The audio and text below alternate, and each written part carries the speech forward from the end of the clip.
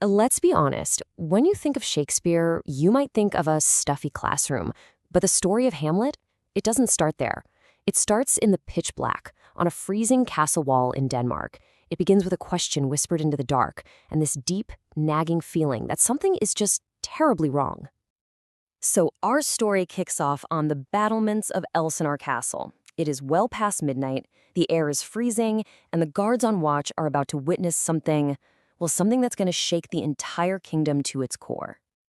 You know, the very first line of this massive, epic play isn't some grand speech. It's a jumpy, nervous question. Who's there?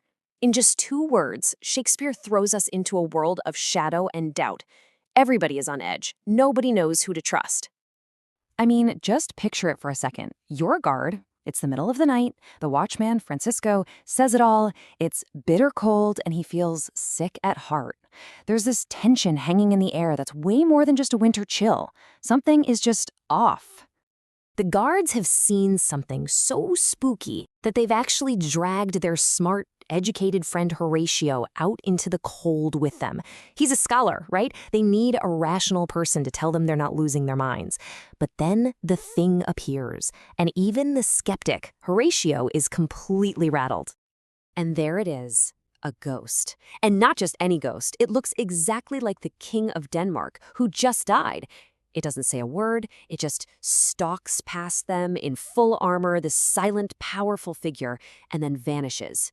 It leaves these grown men trembling and totally speechless. Okay, so from that freezing darkness outside, the scene just completely flips. We're suddenly yanked inside the castle, into the bright and what's supposed to be a cheerful, but is actually an incredibly tense royal court. And once we're inside, we get the lowdown. The state of Denmark is, well, it's a mess. The beloved King Hamlet is dead, but before the mourning reeds have even had a chance to wilt, his brother Claudius has swooped in, taken the crown, and, get this, married his own brother's widow, Queen Gertrude. This creates this incredibly tangled, awkward, and frankly kind of gross web of relationships. Claudius is suddenly not just Hamlet's uncle, he's his stepfather and his king. Gertrude goes from grieving widow to new bride. And Hamlet, the poor guy's lost his dad, and now he's supposed to call his uncle father?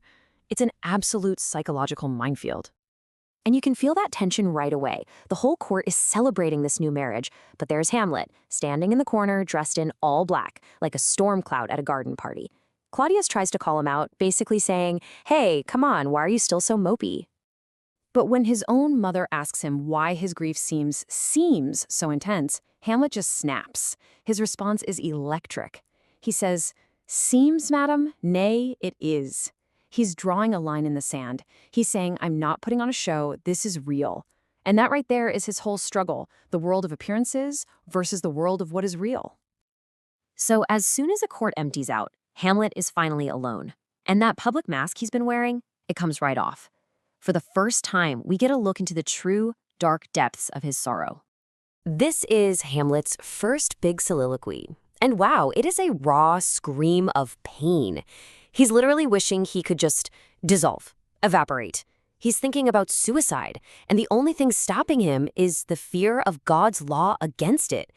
This isn't just sadness, folks. This is a deep, soul-crushing despair. So, why is he in this much pain? Well, let's just lay it all out. His father, who he basically worshipped, has been dead for less than 2 months. His mother, who he thought was devoted to his dad, remarried in less than 1 month. And who did she marry? His uncle.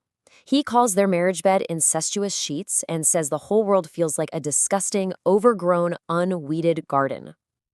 But right when Hamlet is at his absolute lowest, trapped in this spiral of grief, his world is about to get completely flipped on its head. Those 2 different story threads we've been following, the ghost on the wall and the prince in mourning, they're about to crash into each other. And who walks in the door? His one true friend, Horatio, the same guy we just saw get totally spooked by that ghost. He's here to tell Hamlet something that's going to give all that grief a terrifying new direction.